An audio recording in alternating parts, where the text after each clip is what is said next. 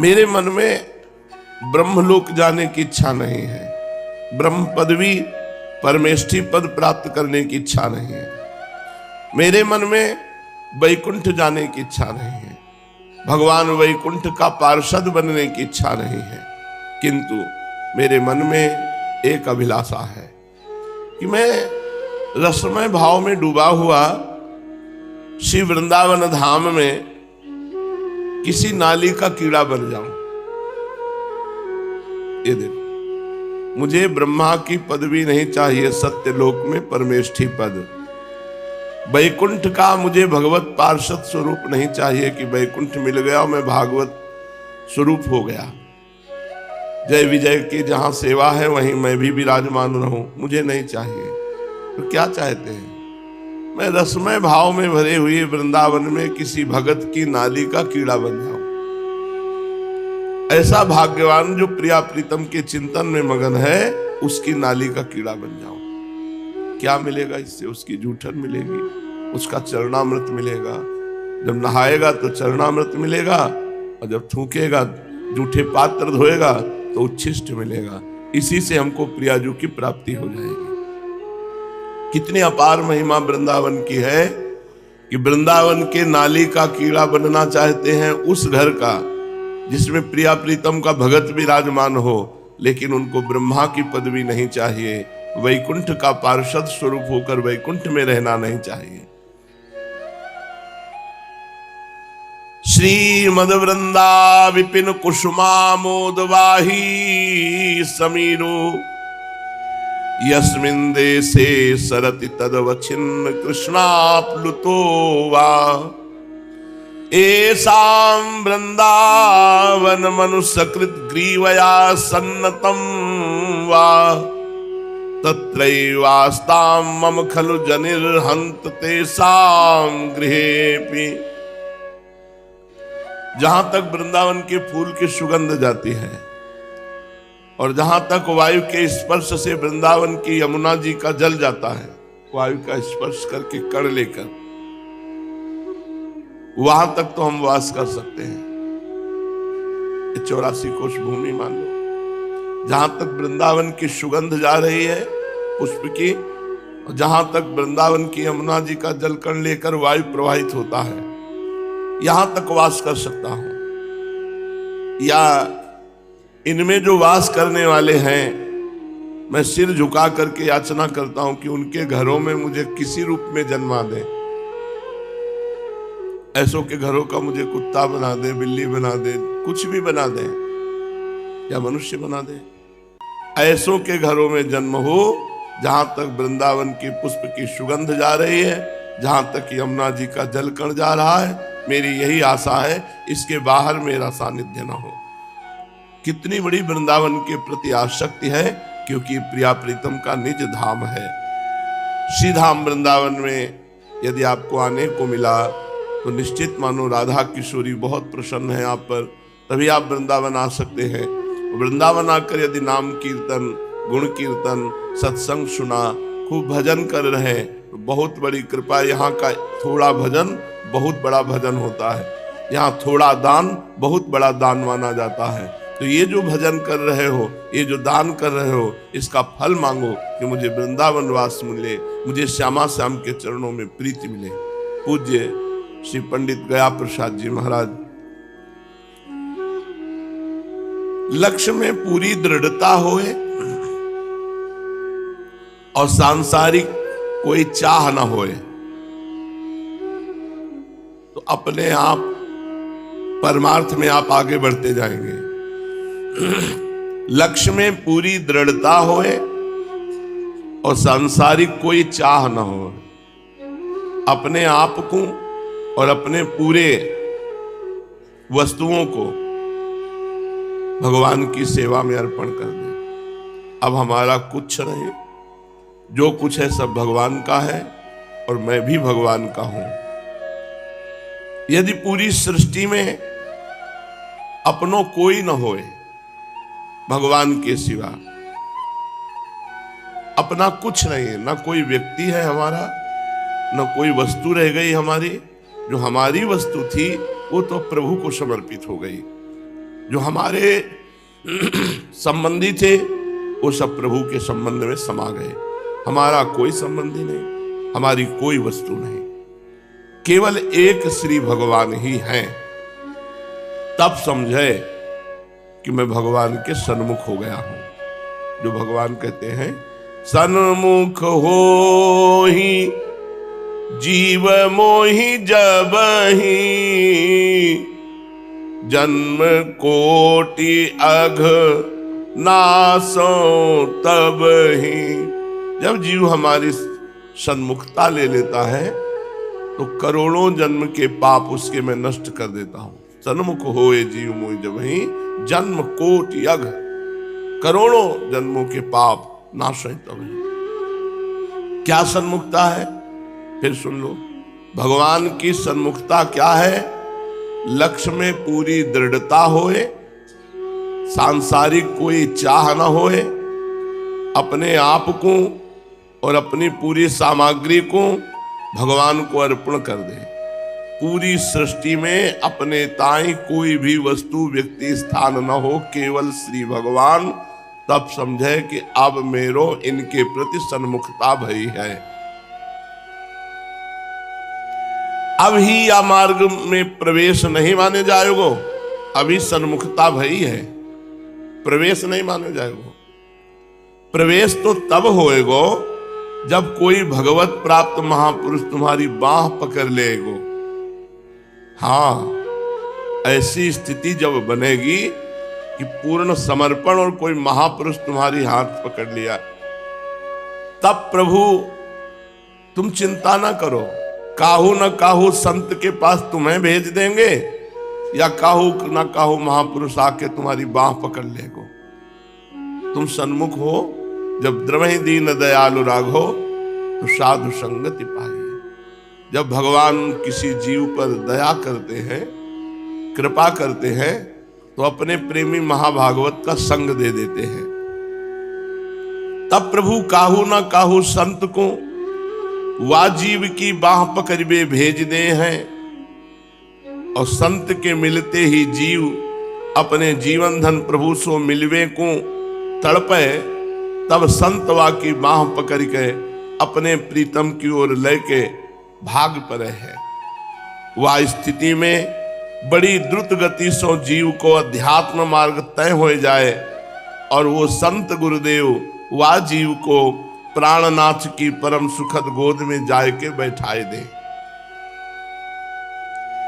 जहां जाए के सबरी वासनाएं, सबरी उपासनाएं समाप्त हो जाती है। तो जो साधन करे पूर्ण लगन सो करे, आलस्य उपेक्षा एवं प्रमाद न छुई जाए, तो साधना फलीभूत होए। साधना का फलीभूत होए? किसी महापुरुष संत का सानिध्य प्राप्त हो जाए। कोई बीच में कामना न बने,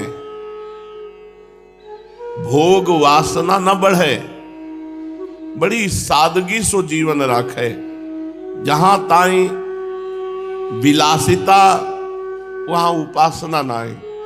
अब जैसे विरक्त हो गए, अब मार सुगंधित तेल और कंघाव, सोने की चैन और अंगूठी और कड़ा, ये देह भाव काहे को पुष्ट कर रहे हो? एक कपड़ा दो कपड़ा से शरीर ढक लो, अपने संप्रदाय के अनुसार तिलक रचना कर लो, बस हो गया। शरीर के प्रति ज्यादा आसक्ति रखना, अपनी उपासना को चौपट करना है। जब हम विरक्त हो गए तो शरीर से विरक्त हो गए, संसार से विरक्त हो गए। अब भगवान जैसे इस शरीर को चाहे रखे, गुरु ने जो कपड़े दिए हैं तन ढकने के लिए, बस उतने की जरूरत, इसके अलावा कोई नहीं। तो शरीर की विलासिता से बचे। अगर शरीर को आप सजाओगे, शरीर को अच्छे अच्छे कपड़े और खूब श्रृंगारित, रजोगुण बढ़ेगा। रजोगुण रागात्मक होता है, रजोगुण से काम बढ़ता है, काम से वासनाओं की भीड़ लग जाती है और दुर्गति हो जाती है जीव की।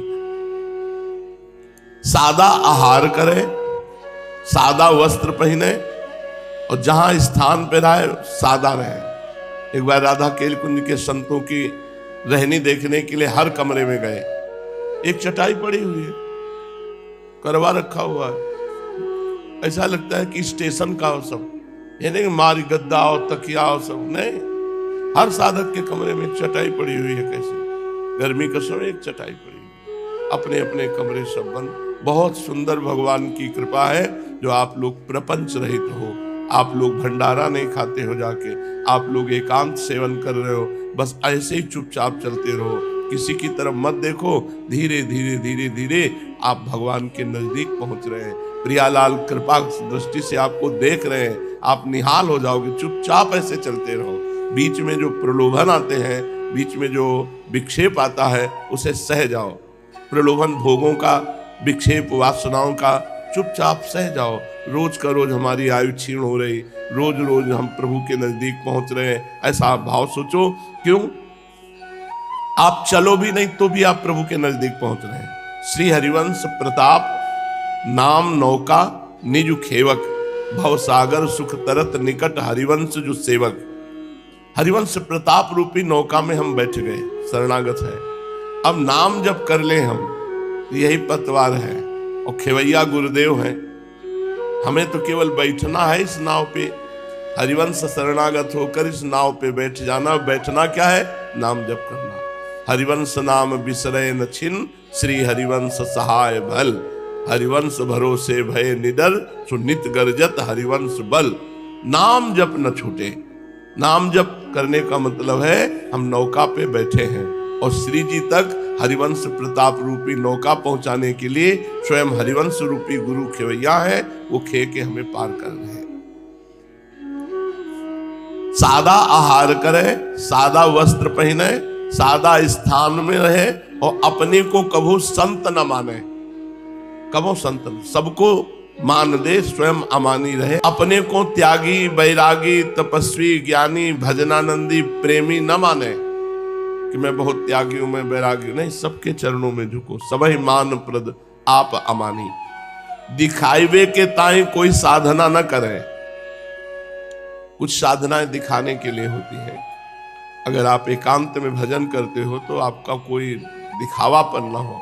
बोले अब 12 वर्ष से अमुक चीज नहीं खाएंगे, 12 वर्ष खड़े हैं, ये सब बाहरी बातें हैं। हाथ की सार्थकता है ठाकुर सेवा करो, जबान की सार्थकता है नाम कीर्तन करो, भगवान की लीला कथा गाओ।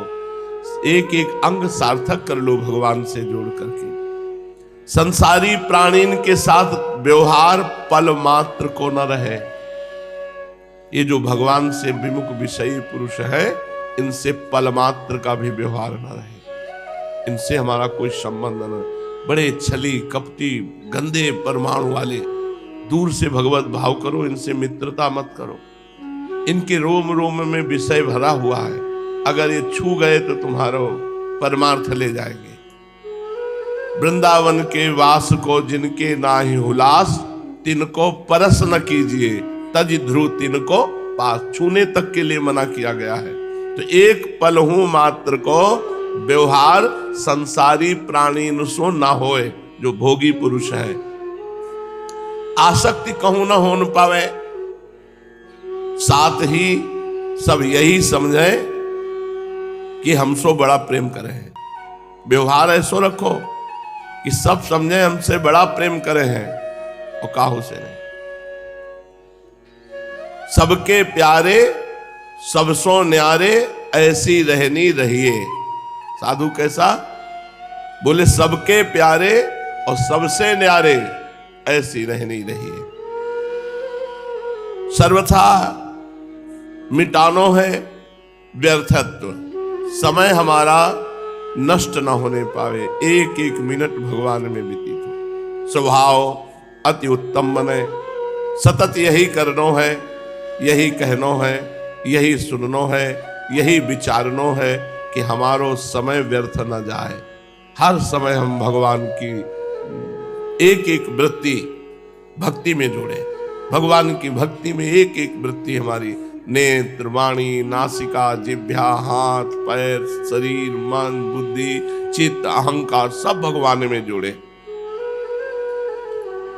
ये 5 बातें साधु बनाए दे हैं। पहली, विश्व में कोई हूं शत्रु न रह जाए। जिससे द्वेष हो उसको अपनी तरफ से प्रणाम करो, मना लो, उससे द्वेष न करो, मना के अलग हो जाओ। खूब प्रेम दिखाओ, बिल्कुल अलग हो जाओ। द्वेष जिससे हो, जहां दिखाई दे राधे श्याम श्री हरिवंश प्रणाम, वो बोले ना बोले, अपना द्वेष खत्म कर दो। दूसरा, पहला कि विश्व में एक हूं शत्रु न रह जाए। स्वभाव अति उत्तम बने। बात करने के पहले नाम उच्चारण होता है, वही भक्त है। जहां जवान राधा, अब बात करो, बीच में बोलो राधा, तो जब बात समाप्त हो तो जय जय श्री राधे।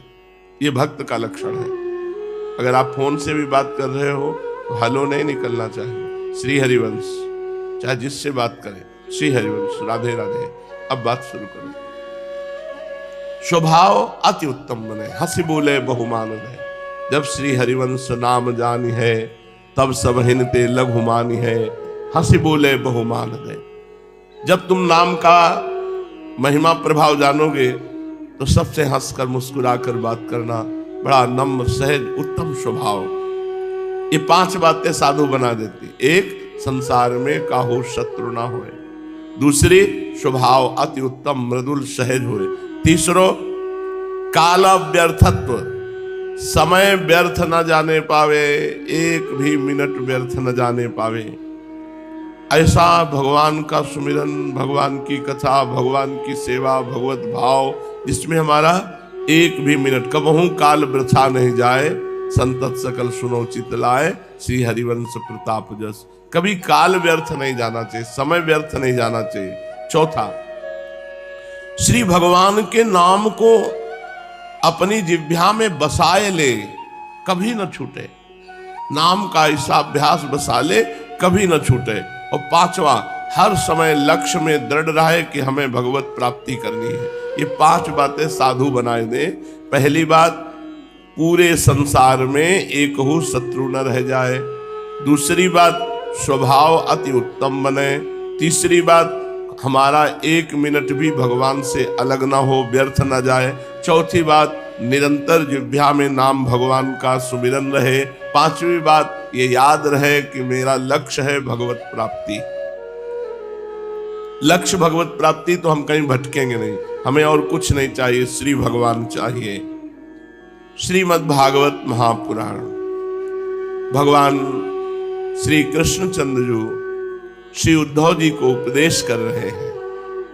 भगवान श्री कृष्ण कहते हैं, उद्धव जी, ये मनुष्य शरीर मेरे स्वरूप ज्ञान की प्राप्ति का, मेरी प्राप्ति का मुख्य साधन है। इस मनुष्य शरीर को जो पाकर के सच्चे भाव से मेरी प्रेम भरी भक्ति करता है, अंतःकरण में मैं सबके विराजमान हूं। मैं आनंद स्वरूप परमात्मा उसके हृदय में प्रकाशित हो जाता हूं। मनुष्य शरीर मेरे स्वरूप ज्ञान प्राप्ति का, मेरी प्राप्ति का मुख्य साधन है। जो इस मनुष्य शरीर को पाकर सच्चे हृदय से भगवान की भक्ति करता है, तो भगवान कहते मैं सबके हृदय में रहता हूं, मैं हृदय में ही प्रकाशित हो जाता हूं। सबसे पहला भगवत साक्षात्कार हृदय में होता है। जीवों की सभी योनियां, सभी गतियां त्रिगुणमयी है। कोई सतोगुणी योनि, कोई रजोगुणी योनि, कोई तमोगुणी योनि, 84 लाख योनियों में। जब मनुष्य शरीर मिलता है तो इसमें ज्ञान निष्ठा जगाई जाती है, और जो ज्ञान निष्ठ हो जाता है वो सदा के लिए मुक्त हो जाता है। और जो अज्ञानी है तो इन 3 गुणों में फंसा रहता है, सतोगुण, रजोगुण, तमोगुण, और इन्हीं की योनियां हैं। 84 लाख योनियों में, त्रिगुणमयी योनियों में भटकता रहता है। सतोगुण, रजोगुण, तमोगुण जो दिख रहे हैं वे वास्तविक नहीं है, ये माया मात्र हैं। ज्ञान हो जाने के बाद पुरुष इन गुणों के बीच में रहने पर भी, उनके द्वारा व्यवहार करने पर भी उनसे बंधता नहीं है। इसका कारण यह है कि उन गुणों की वास्तविक सत्ता ही नहीं है, वो मायामय है। साधारण लोगों को इस बात का ध्यान रखना चाहिए कि जो लोग केवल जनेंद्री से भोग भोगने में और रसेंद्री से उदर पोषण में लगे हुए हैं, साधकों को ऐसे पुरुषों का संग कभी नहीं करना चाहिए। जो रसेंद्री से अच्छा अच्छा खाना, अच्छे अच्छे सब खा पी के पेट को फुला लेना और जनेंद्री से भोग करना, नरकगामी होंगे। भेष भगवान की प्राप्ति नहीं कराता, उद्देश्य भगवान की प्राप्ति कराता है। तो साधक को चाहिए कि ऐसे लोगों का संग न करे जो रसेंद्री और जनेंद्री की तृप्ति में केवल लगे, खूब अच्छे अच्छे पदार्थ खाना, स्त्री भोग भोगना। ऐसे असत पुरुषों का संग कभी न करे, क्योंकि ऐसे असत पुरुषों का संग करने से बड़ी दुर्दशा हो जाती है। असत पुरुषों जैसी ही दुर्दशा होती है। जैसे अंधे के सहारे चलने वाले अंधे की, उसी तरह जनेंद्री और रसेंद्री के भोगों में लगे हुए लोगों से मित्रता करने से ऐसी होती है।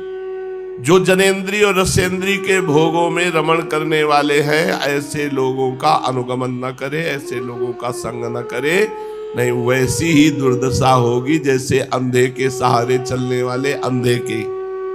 बहुत ही मजाक बना देती है माया, उसे घोर अंधकार में भटकना पड़ता है।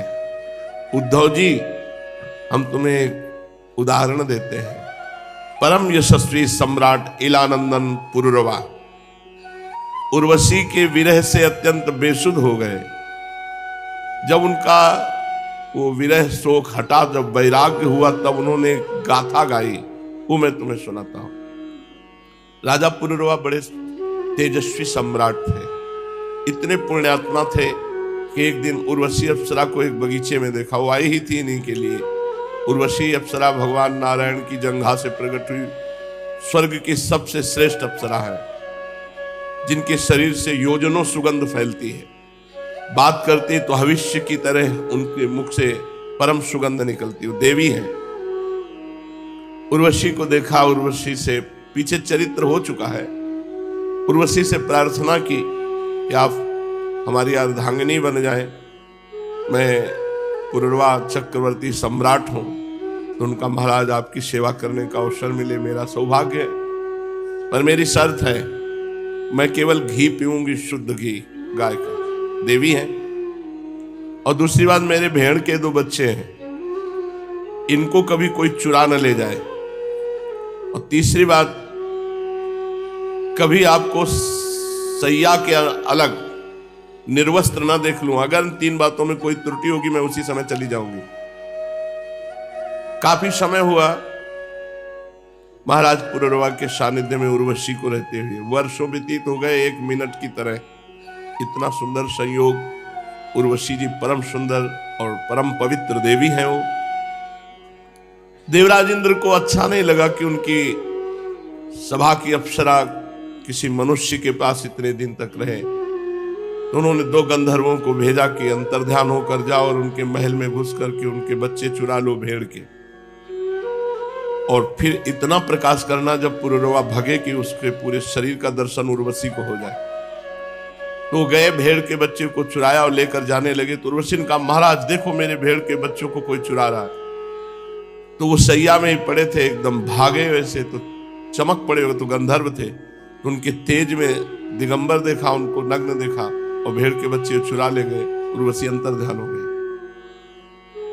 अब जो महाराज की दशा हुई कि पागल हो गए, वैसे ही नंग धड़ंग घूम रहे, शरीर की शुद्धि नहीं। चक्रवर्ती सम्राट होकर उर्वशी के विरह का बहुत वर्णन है, यहां तक कि वो मृत्यु जनित दुख को प्राप्त। हा उर्वशी, हा उर्वशी। तो जब उनको वैराग्य हुआ, राजा पुरुरवा नग्न होकर पागल की भांति अपने को छोड़कर भागती हुई उर्वशी के पीछे अत्यंत विह्वल होकर दौड़ने लगे और कहने लगे, देवी ए निष्ठुर हृदय, थोड़ी देर ठहर जा, भाग मत। उर्वशी ने उनका चित्त आकृष्ट कर लिया था और उर्वशी से उनकी अभी तृप्ति नहीं हुई थी। वे क्षुद्र विषयों के सेवन में इतने डूब गए थे कि उन्हें वर्षों की रात्रियां न जाती मालूम पड़ी और न आती। पुरुरवा ने कहा, हाय हाय, भला मेरी मूढ़ता तो देखो। जब वैराग्य हुआ, काम वासना ने मेरे चित्त को कितना कलुषित कर दिया। उर्वशी ने अपनी बाहुओं से मेरा ऐसा गला पकड़ा कि मैंने आयु के न जाने कितने वर्ष खो दिए। ओहो, विस्मृति की भी एक सीमा होती है। हाय हाय, उर्वशी ने मुझे लूट लिया। सूर्य अस्त हो गया या उदित हुआ, यह भी मुझे ज्ञान नहीं रहा उर्वशी की आसक्ति में। बड़े खेद की बात है कि बहुत से वर्षों के दिन पर दिन बीतते गए और मुझे मालूम तक न पड़ा। ओह, आश्चर्य है, मेरे मन में इतना मोह बढ़ गया जिसने नरदेव शिखामणि चक्रवर्ती सम्राट मुझ पुररवा को स्त्री का गुलाम बना दिया। देखो तो, मैं प्रजा को मर्यादा में रखने वाला सम्राट हूं, मुझे मेरे राजपाट को तिनके की तरह छोड़कर उर्वशी गई और मैं पागल हो गया। नंग धड़ंग रोता बिलखता उस स्त्री के पीछे दौड़ा। हाय हाय, ये मेरा कोई जीवन है? मैं गधे की तरह दुलत्तियां सहकर भी स्त्री के पीछे पीछे दौड़ रहा हूं, फिर भी मुझ में प्रभाव, तेज और स्वामित्व कहां? मैं अपने को सम्राट मानता हूं। पुरवा ने कहा, किम विद्या किम तपसा किम त्यागेन श्रुतेन वा किम विविक्तेन मौनेन स्त्रीभिर्यस्य मनोहृतम। जिसका मन स्त्री ने चुरा लिया उसकी विद्या व्यर्थ गई, तपस्या व्यर्थ हो गई, त्याग व्यर्थ हो गया, शास्त्र स्वाध्याय अभ्यास सब व्यर्थ हो गया। इसमें संदेह नहीं कि जिसका चित्त स्त्री ने चुरा लिया उसकी तपस्या, एकांत सेवन, मौन सब बेकार हो गया। मुझे अपनी ही हानि लाभ का पता नहीं चला। मैं अपने को बहुत बड़ा पंडित मानता था, ज्ञानी मानता था। अरे धिक्कार है मुझ मूर्ख को, एक स्त्री ने मेरे चित्त को चुरा लिया। मैं चक्रवर्ती सम्राट होकर गधे की तरह भोगों में फंस गया। मैं वर्षों तक उर्वशी के ओठों की मादक मदिरा पीता रहा, पर मेरी काम वासना तृप्त नहीं हुई। सच है, कहीं आहुतियों से अग्नि तृप्ति होती है, ऐसे कहीं भोगों से काम की तृप्ति होती है। उस कुलटा ने मेरा चित्त चुरा लिया। आत्माराम जीवन मुक्तों के स्वामी इंद्रियातीत भगवान को छोड़कर अब ऐसा कौन है जो मुझे उस उर्वशी के फंदे से निकाल सके? उर्वशी ने तो मुझे वैदिक सूत्रों के वचनों के द्वारा यथार्थ बात कहकर समझाया ही था, परंतु मेरी बुद्धि मारी गई। मेरे मन का वो भयंकर मोह तब भी नहीं मिटा। मेरी इंद्रियां मेरे हाथ से बाहर निकल गई और मैं समझता था कि मैं सम्राट हूं। जो रस्सी के स्वरूप को न जानकर उसमें सर्प की कल्पना कर रहा है, दुखी हो रहा है, तो रस्सी ने उसका क्या बिगाड़ा? इसी प्रकार उर्वशी ने मेरा क्या बिगाड़ा? मैं अपराधी हूं। कहां तक कहूं, इस मैले कुचैले दुर्गंध से भरे अपवित्र शरीर को, ओहो कितनी सुकुमार है, कितनी पवित्र है, कितनी सुंदर है, कितनी सुगंध है, ऐसा बोला। परंतु मैंने अज्ञानवश उस असुंदर को सुंदर बोला। अब जब वैराग्य हुआ तब बुद्धि काम कर रही। ये शरीर माता पिता का सर्वस्व है कि पत्नी की संपत्ति है? ये स्वामी की मोल ली हुई वस्तु है या आग का ईंधन है, या कुत्ते गीद इसे चीत चीत कर खाएंगे उनका भोजन है? इसे अपना कहें या सुहृद संबंधियों का कहें? बहुत सोचने विचारने पर भी कोई निश्चय नहीं होता। ये शरीर मलमूत्र से भरा हुआ अत्यंत अपवित्र है। इसका अंत यह है कि पक्षी खाकर विष्ठा कर देंगे, इसके सड़ जाने पर इसमें कीड़े पड़ जाएंगे, जला देने पर ये राख का ढेर हो जाएगा, और ऐसे शरीर पर लोग लट्टू होते हैं। ये शरीर त्वचा, मांस, रुधिर, स्नायु, मेदा, मज्जा, हड्डियों का ढेर है। ये मलमूत्र और पीप से भरा हुआ है। यदि मनुष्य इसमें रमता है तो मलमूत्र के कीड़े में और मनुष्य में क्या अंतर रहा? इसलिए अपनी भलाई समझने वाले विवेकी मनुष्य को चाहिए कि कामी स्त्रियों से और स्त्री लंपट कामी पुरुषों से बहुत दूर रहे, इनका संग न करे। इसलिए अपने कल्याणकामी भलाई पुरुष को चाहिए, जो अपना चाहता हो कि भलाई, उसको कामी स्त्रियों से और कामी पुरुषों से दूर रहना चाहिए। विषय और इंद्रियों के संयोग से ही मन में विकार होता है, इनका संग होते ही विकार आ जाएगा, अन्यथा विकार का कोई अवसर ही नहीं है। देखो, जो वस्तु कभी देखी नहीं गई, सुनी नहीं गई, उसके लिए मन में विकार नहीं होता। जो लोग विषयों के साथ इंद्रियों का संयोग नहीं होने देते, जो लोग विषयों के साथ इंद्रियों का संयोग नहीं होने देते, उनका मन धीरे धीरे शांत हो जाता है। मन कह रहा है ये भोग भोगे, बिल्कुल मत भोगो, तो धीरे धीरे शांत हो जाएगा। अतः वाणी से काम संबंधी वार्ता मत करो, कान से काम संबंधी वार्ता मत सुनो, मोबाइल से काम संबंधी दृश्य मत देखो, और मन से काम संबंधी बातें मत सोचो। इंद्रियों से, स्त्री लंपटों से और स्त्रियों से बहुत दूरी बनाकर रखो अगर परमार्थ में चलना है, ऐसे कामी पुरुषों से। मेरे जैसे लोग जो सम्राट हैं, इनकी बात क्या, बड़े बड़े जो ज्ञानी हैं, विद्वान हैं, उनको भी अपनी इंद्रिय और मन पर विश्वास नहीं करना चाहिए, कभी भी धोखा दे सकते हैं। भगवान श्री कृष्ण कहते हैं, उद्धव जी, राजराजेश्वर पुरुरवा के मन में जब इस तरह के उद्गार उठने लगे, तो उसने उर्वशी का परित्याग कर दिया, उर्वशी लोक का। अब ज्ञानोदय होने के कारण उनका मोह जाता रहा, और अपने हृदय में ही आत्मस्वरूप भगवान मेरा साक्षात्कार कर लिया और शांत होकर स्थित हो गए। इसलिए बुद्धिमान पुरुष को चाहिए कि पुरुरवा की भांति कुसंग छोड़ दे, चाहे वो कामी पुरुष हो चाहे कामी स्त्री हो, संग छोड़ दे, सत्पुरुषों का संग करे। संत पुरुष अपने सदुपदेशों से जो रही हुई वासनाएं होती हैं, वो मन की आसक्ति नष्ट कर देते हैं। संत पुरुष का लक्षण है कि वो कभी किसी वस्तु की अपेक्षा नहीं रखते। संतों का चित्त मुझ में लगा रहता है। संतों के हृदय में अगाध शांति होती है, शांति का समुद्र लहराता रहता है। वे सदा सर्वदा सर्वत्र सब में सब रूप से स्थित भगवान का ही दर्शन करते हैं। संतों में अहंकार का लेश नहीं होता, संतों में ममता की संभावना नहीं होती। वे सर्दी गर्मी सुख दुख आदि द्वंद्वों से एक रस रहते, इन कोई द्वंद्व का प्रभाव नहीं पड़ता। बौद्धिक, मानसिक, शारीरिक और परमार्थ संबंधी किसी प्रकार का वो परिग्रह भी नहीं रखते। परम भाग्यवान उद्धव जी, संतों के सौभाग्य की महिमा कौन कहे। संतों के पास तो सदा सर्वदा मेरी लीला कथाएं हुआ करती हैं।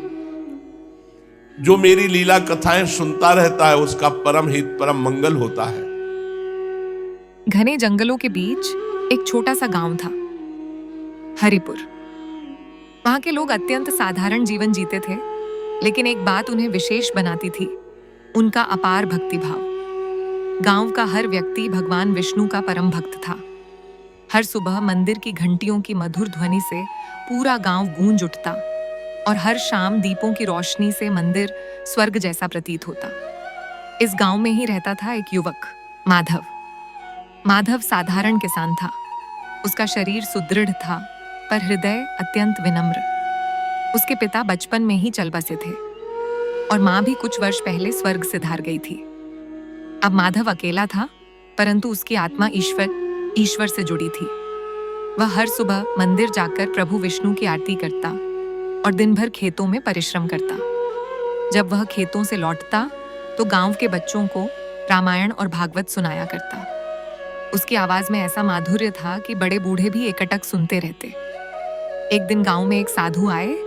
उनकी आंखों में दिव्यता थी और मुख पर तेज। उन्होंने माधव को देखा और कहा, वत्स, तू केवल नाम से नहीं कर्म से भी भक्त है।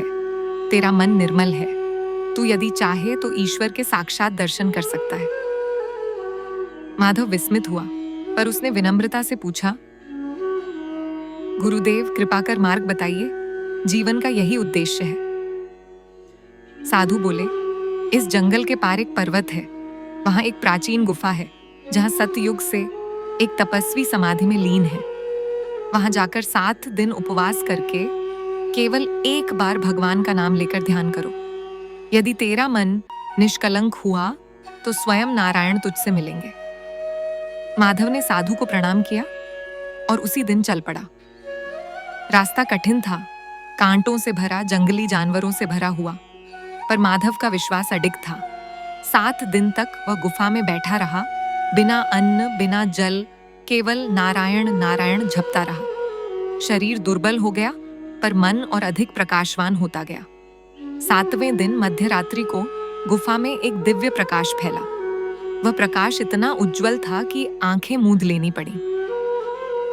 जब माधव ने आंखें खोलीं तो सामने स्वयं श्री हरि नारायण खड़े थे, पीतांबरधारी, शंख, चक्र, गदा, पद्म से युक्त 4 भुजाओं वाले। माधव के नेत्र भर आए। वह भूमि पर गिर पड़ा। प्रभु, आपने दर्शन दिए, मैं कृतार्थ हो गया। भगवान मुस्कुराए। वत्स, तेरी भक्ति ने मुझे बाध्य किया। तू कुछ मांग, जो चाहे। माधव ने कहा, प्रभु मुझे कुछ नहीं चाहिए, बस इतना वर दीजिए कि मेरे गांव के किसी भी व्यक्ति को भूख, पीड़ा या दुख न सहना पड़े। भगवान हर्षित हुए। माधव, तू सच्चा भक्त है, तेरी इच्छा पूर्ण होगी। अगली सुबह जब माधव गांव लौटा तो उसके शरीर में नई ऊर्जा थी, पर उसने किसी को कुछ नहीं बताया। कुछ ही दिनों में गांव में चमत्कार होने लगे। सूखा खेत हरियाली में बदल गया, बीमार लोग स्वस्थ होने लगे और यहाँ तक कि निर्धन भी समृद्ध हो गए। गांव वाले हैरान थे, पर किसी को कुछ समझ नहीं आ रहा था।